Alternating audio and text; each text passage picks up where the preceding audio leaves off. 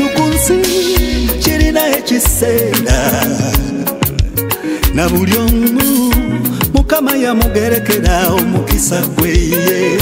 amazima Katonda eriyo bingi byaterekera abantu beye buno obukyabuzi banange lwakedde olunaku lwange nalowoozaako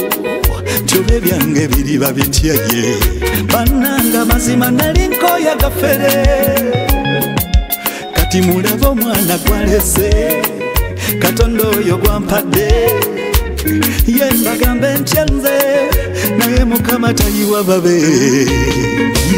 lwe nalinda olunaku luno nga ndulinze obutakowa era Mukama ye yanyambye sosobye obutafayo mulabeyo ndayira amazima ndayira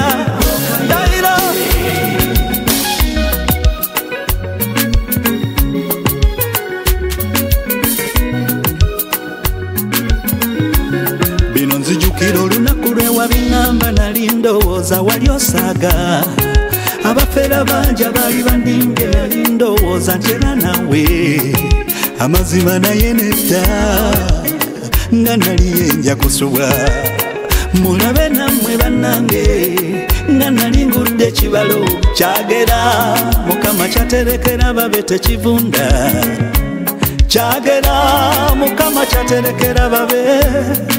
akalulu akango katute lwe nalinda olunaku luno nga ndulinze akange katwale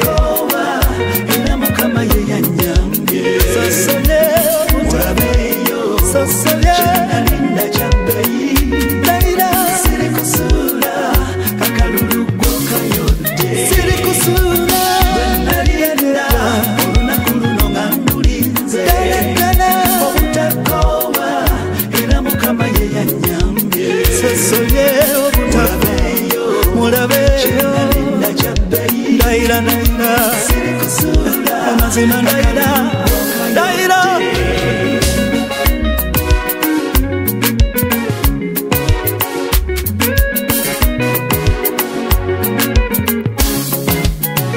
oboolyawo waliyo eyali asera eyali aloga